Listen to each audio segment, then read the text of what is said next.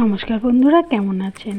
কদিন ভোর এত বৃষ্টি, তাও মানে ঠিক ভগবানের মনও তুষ্ট হয়নি।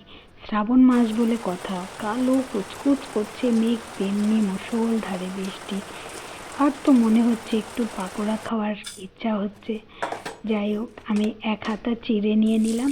চিড়ের পাকোড়া নিয়ে ঠিক চিড়ের চপ বানাবো। এবারে এটাকে ভালো করে ধুয়ে জল ফেলে রেখে দেব। তারপরে কেটে নেব দুটো পেঁয়াজ, মাঝারি সাইজের দুটো পেঁয়াজকে ছুলে ধুয়ে তারপরে কেটে নেব। আর কেটে নেব সঙ্গে কাঁচা লঙ্কা 4টে। যে যেমন ঝাল খাবেন, 4টে কাঁচা লঙ্কা। এই লঙ্কাগুলো খুব ভালোই ঝাল হবে।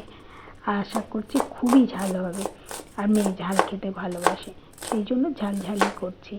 পেঁয়াজ কেটে নিচ্ছি, পেঁয়াজ, লঙ্কা, তারপরে কারি পাতা, পুদিনা পাতা, আর কেটে নেব সেই কুমড়ো ফুল তুলেছিলাম, সেই কুমড়ো ফুল সব একসঙ্গে। যে কুমড়ো ফুলগুলো কেটে নিচ্ছি, সব দিয়ে যা অসাধারণ একটা চপ হবে না, মানে ফাটাফাটি চপ একদম।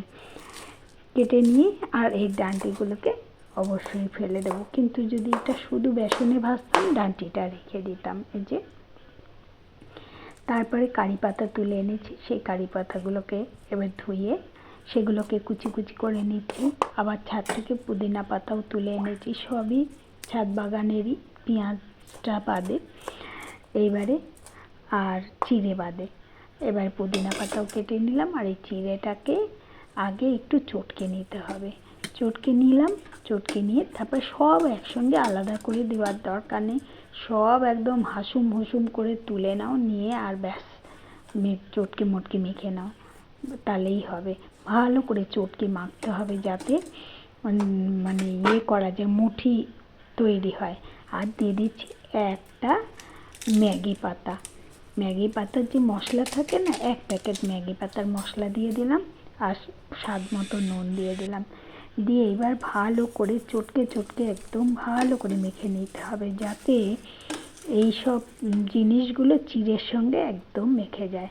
আর এইভাবে মুঠো করলে যেন মুঠো করা যায়, ঝুরঝুরে না হয়ে যায় বলে এইভাবে মুঠো মুঠো করে চপের আকার দিয়ে নিচ্ছি আমি সবগুলোকে এক এক করে। এইভাবে এই 1 চামচ চিড়েতে, 1 হাতা চিড়েতে 7টা মতো চপ হয়েছিল। আর সত্যি বলছি, খাওয়ার পর দেখেছিলাম অসাধারণ লেগেছিল, কোনো কথাই হবে না। বৃষ্টির দিনে একদম মন ভরে গেছিল আমার আর মেয়েরও।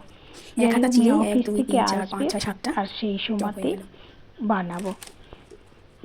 আর নিয়ে নিচ্ছি বেসন। আমি 3 চামচ বেসন নিয়ে নিয়েছি, 1 চামচ চালের গুঁড়ো, সামান্য একটু হলুদ, সামান্য একটু নুন দিয়ে বেসনটাকে শুকনো করে আগে করে রাখলাম।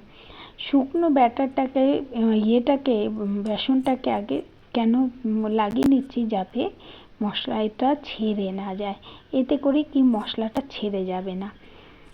এইভাবে শুকনো বেসনগুলোর সঙ্গে মাখিয়ে রেখে দেবো। তারপরে বেসনটাকেই তারপরে একটু, খুব পাতলা করব না, একটু ঘন আকারে করব।